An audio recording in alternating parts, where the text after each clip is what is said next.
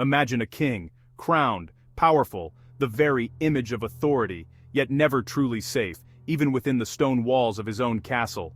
Every shadow in the hall could hide a threat, every whisper could signal danger. His greatest threat isn't always an enemy army marching at his gates, but the person standing right beside him, a brother, a wife, a trusted friend. The faces that smile in the daylight may plot in the darkness.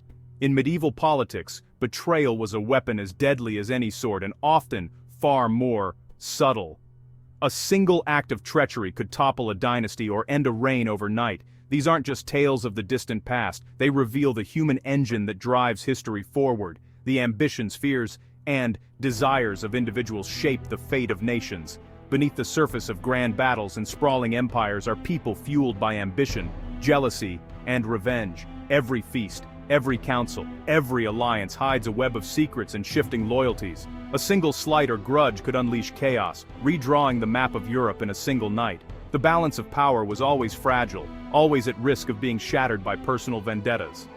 The fate of entire nations often rested on the strength or weakness of a single relationship.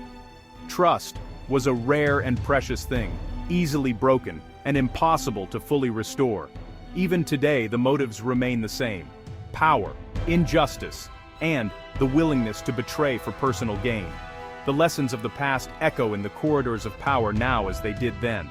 By studying medieval betrayals, we see how fragile power truly is, and how quickly fortunes can change. The mightiest fortress can be undone from within. A crown can be lost not by war but by a whispered word, a secret meeting, or a broken trust.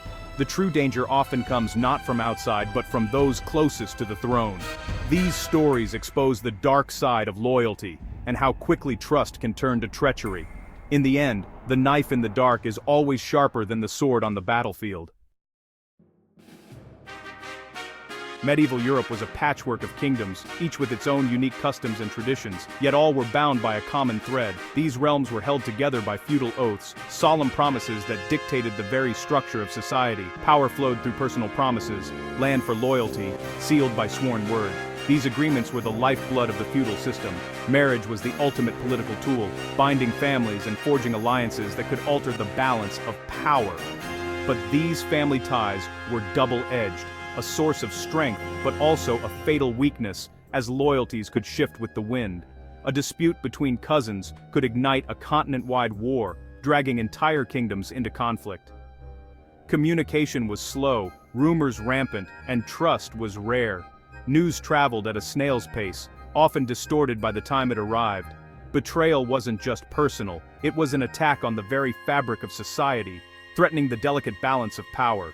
Breaking an oath was a sin against God and man, yet the rewards for treachery were immense, tempting even the most honorable. Failure meant exile or death, but success could win a crown, elevating a traitor to the highest echelons of power. In this world, your wife could be your enemy's sister, and your closest advisor your secret foe, making trust a rare commodity. One broken promise could bring a kingdom to its knees, unraveling years of careful diplomacy and alliances. This was the reality medieval rulers faced every day, a constant struggle to maintain their grip on power. Power was always one betrayal away from collapse, a precarious game of strategy and survival. In 1066, England's fate was sealed not just by foreign invasion, but by a brother's betrayal. Tostig Godwinson, exiled by his own brother King Harold, sought revenge. He allied with Norway's King Harald Hardrada, promising English support. A lie. Together, they invaded, forcing Harold to march his army north for a brutal showdown at Stamford Bridge.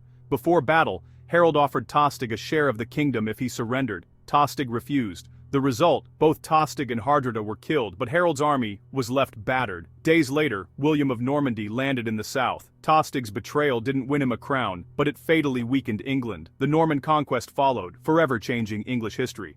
One brother's grudge toppled a kingdom. In medieval power struggles, family was often the deadliest enemy.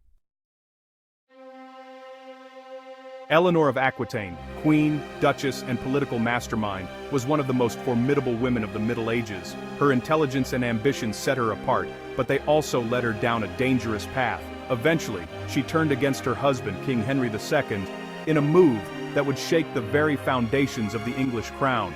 Their marriage, once a powerful alliance that united vast territories, began to unravel.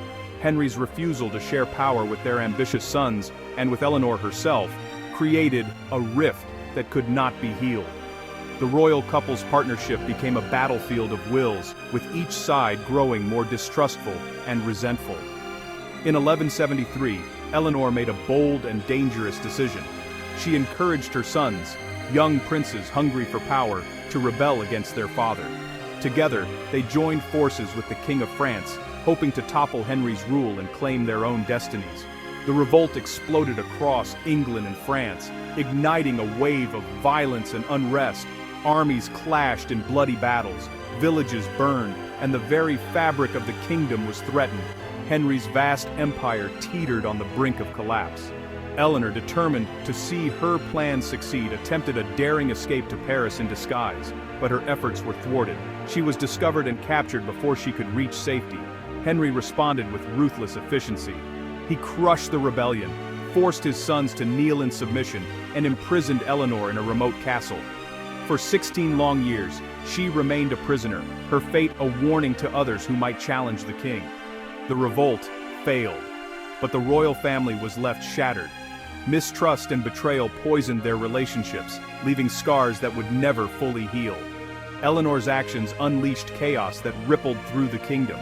The dynasty was haunted by the consequences of her rebellion for decades, as old wounds festered and new conflicts arose.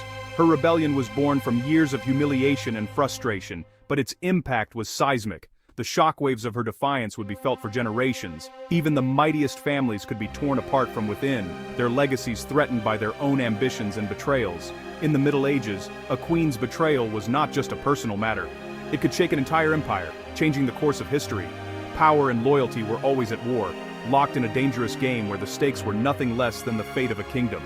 The scars of this family feud would last for generations, a haunting reminder that even the strongest dynasties could be undone by those closest to the throne. King Richard II believed in his divine right, but ignored the power of his nobles. His cousin, Henry Bolingbroke, was exiled, then disinherited when Richard seized his family's lands. While Richard campaigned in Ireland, Henry returned, claiming only his inheritance. Disaffected nobles rallied to Henry, fearing for their own estates. Richard's support evaporated, his allies deserted him. Henry captured Richard, who was deposed and imprisoned. Richard died in captivity, likely starved. Henry Bolingbroke became King Henry IV, founding a new dynasty. Richard's downfall proved that a king's power depended on the consent of the powerful.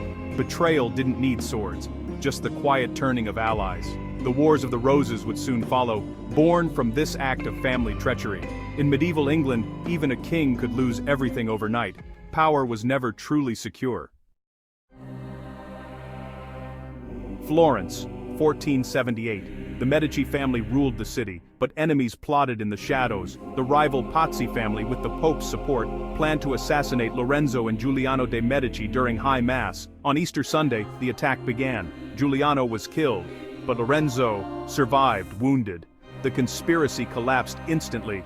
The people of Florence, horrified by the sacrilege, turned on the Pazzi. Conspirators were hunted down and executed. The Pazzi conspiracy failed spectacularly. Instead of toppling the Medici, it made Lorenzo a hero and cemented his family's rule. Betrayal in the cathedral became a warning. Violence could backfire, uniting a city against the traitors. In the Renaissance, as in the Middle Ages, power was always at risk from those closest to it. But sometimes, the blade turned on the betrayers themselves. The Medici emerged stronger than ever. Across centuries, these betrayals share a common thread: the explosive power of personal relationships. Medieval politics was face-to-face, driven by love, hate, and ambition. A brother's grudge, a queen's resentment, a cousin's envy. These emotions toppled kingdoms. Communication was perilous. A single letter could mean death. Some betrayals were bloody spectacles like the Pazzi conspiracy. Others, like Henry Bolingbroke's, were quiet and calculated. The most devastating blows often came not from violence, but from the slow erosion of trust. Motives were always tangled: ambition, revenge, ideology, and raw emotion. These choices rippled across Europe, forging new nations from broken trust. In the end, history was shaped by the people closest to power and the secrets they kept.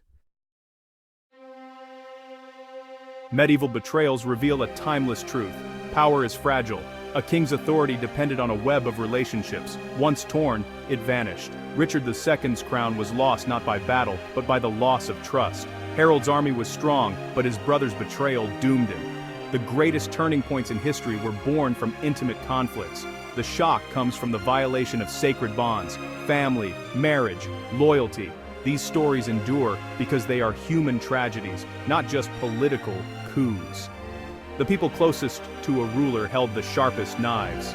Power is fleeting, and trust once broken can topple even the mightiest throne.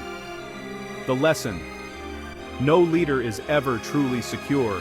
History is written by those who dare to betray.